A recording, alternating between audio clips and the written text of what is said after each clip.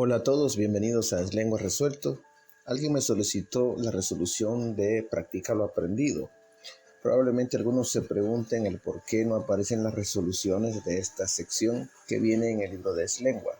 Y es que, como su nombre lo indica, esto es lo que el estudiante debe practicar, es decir, todo lo que ha aprendido durante cada una de las unidades debe practicarlo a través de esta actividad. En segundo lugar, porque me queda poco tiempo para estar generando cada uno de estos videos. Sin embargo, debido a la petición existente, voy a dar respuesta con justificaciones a esta sección llamada Practico lo aprendido. Bueno, en primer lugar, encontramos una actividad individual y debemos leer el texto y responder en el espacio correspondiente. Lo primero que encontramos es un texto con el título Nos enloquece el dador de la vida. Este texto se le atribuye a Nezahualcóyotl, encontramos el nombre del autor al final, y yo sugiero que cada uno de ustedes haga dos cosas. Primero, lea la biografía del autor, porque la biografía del autor nos va a dar a nosotros información importante para poder comprender lo que escribe. Y en segundo lugar, sugiero que el texto lo puedan leer varias veces, porque resulta que este tipo de textos se vuelve a veces difícil de poder comprender. Entonces nos ayudará que lo podamos leer no solamente una vez o dos veces, sino unas 3, 4, hasta 5 veces para poder asimilar el texto. Yo voy a leerlo una tan sola vez, porque ya lo he leído varias veces previo a poderlo compartir con ustedes. Y luego vamos a darle respuestas a las preguntas que vienen en esta sección.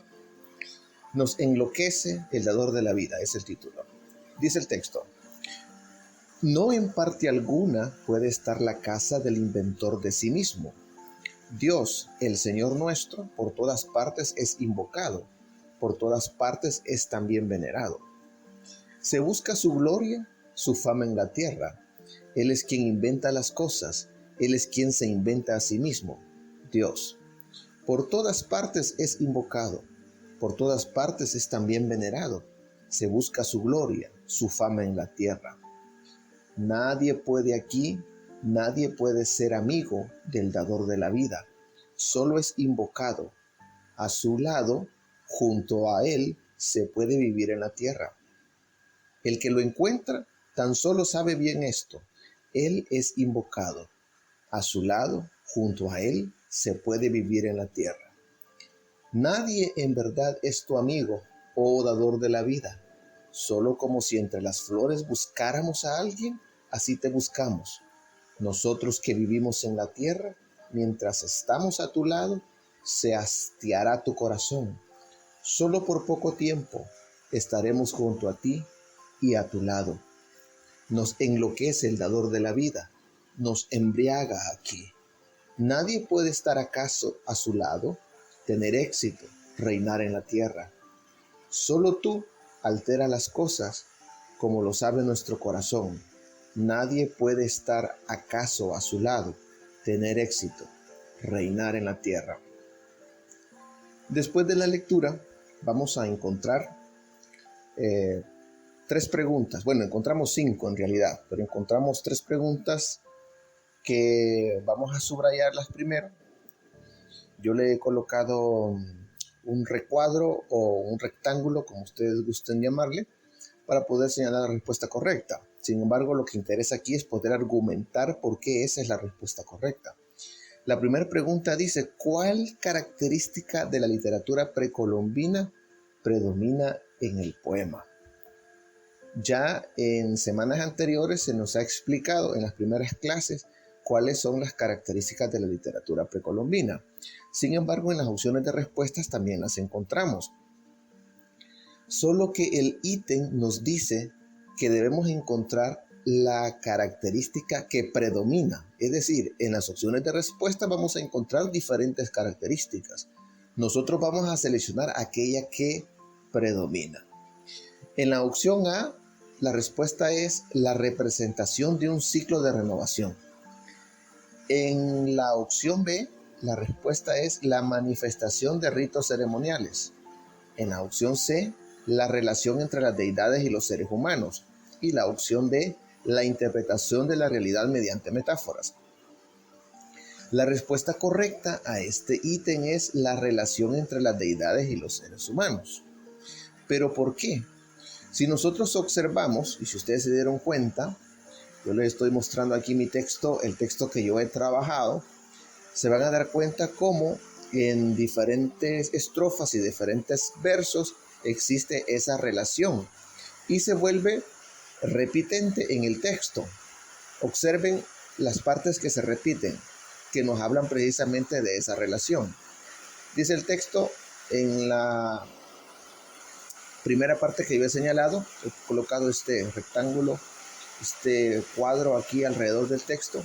A su lado, junto a él, se puede vivir en la tierra. Esto se vuelve a repetir en esta otra parte, el mismo texto, a su lado, junto a él, se puede vivir en la tierra. Y lo mismo ocurre en los otros dos cuadros que he colocado alrededor de ese texto. Esto se los hago ver porque esta es la forma como nosotros debemos justificar nuestra respuesta. Por eso, a la pregunta 1 que dice ¿cuál característica de la literatura precolombina predomina en el poema? Entonces respondemos con certeza que la característica que más predomina en el poema es la relación entre las deidades y los seres humanos. Y aunque aquí en el texto no aparece el término deidades en plural, si nosotros observamos, lo que hace Nezahualcóyotl es mencionarnos a ese dador de la vida, a ese Dios que tiene una relación con el ser humano. Pasamos ahora a la pregunta número 2. Y la pregunta 2 dice, ¿cuál es el mensaje del poema?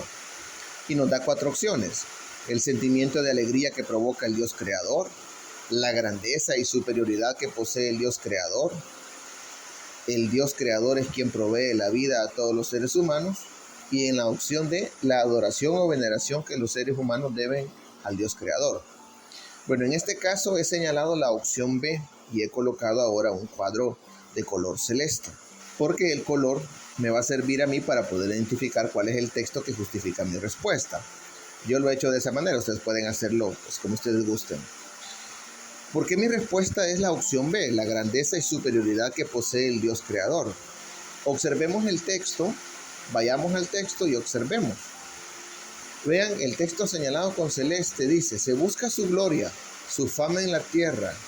Él es quien inventa las cosas, Él es quien se inventa a sí mismo, Dios. Por todas partes es invocado, por todas partes es también venerado. Se busca su gloria, su fama en la tierra. Observemos cómo en este texto se nos muestra la grandeza y la superioridad que posee el Dios creador. En ese texto se nos menciona que Dios es el creador de todas las cosas, pero no solamente eso, sino que Dios es el creador de sí mismo. Veamos ahora la pregunta 3. Y en la pregunta 3 dice, ¿cuál es el propósito del poema? Y tenemos otra vez 4 opciones. En el literal A dice exaltar la divinidad del Dios dador de la vida. En el literal B, demostrar que el Dios creador se creó a sí mismo. En el literal C, advertir las consecuencias de no adorar al Dios dador de la vida. Y en el literal D, manifestar a dónde se puede ser invocado el Dios creador. Como ustedes observan, la respuesta que yo he colocado, y ahora en color morado, es exaltar la divinidad del Dios dador de la vida. Es decir, exaltar eso que le hace a él ser Dios. Observemos el texto nuevamente. Vayamos al texto que está señalado con el color morado. Y tengo ahí 2 versos. Él es quien inventa las cosas. Es decir, ahí tenemos a un Dios creador. Él es quien se inventa a sí mismo. Ahí tenemos a un Dios con existencia propia. Por eso es que nuestra respuesta es exaltar la divinidad del Dios dador de la vida. Bueno, ahora llegamos a una pregunta número 4. Y aquí nos dice lo siguiente, la cosmovisión es la manera de ver e interpretar el mundo. Es decir, nos están explicando qué es la cosmovisión, la manera de ver e interpretar el mundo. Y ahora nos hacen la pregunta, ¿cuál es la idea de la cosmovisión precolombina que se evidencia en el poema? Vamos a contestar de la siguiente manera. Todas las culturas precolombinas, o también llamadas prehispánicas, concebían el mundo desde una perspectiva religiosa. Tanto los aztecas, los mayas, los incas tenían sus deidades. Ustedes lo han visto durante el desarrollo de las clases durante las semanas anteriores. Es decir, cuando hablamos de que ellos tenían sus deidades, nos referimos a sus dioses, a quienes ellos les rendían tributo.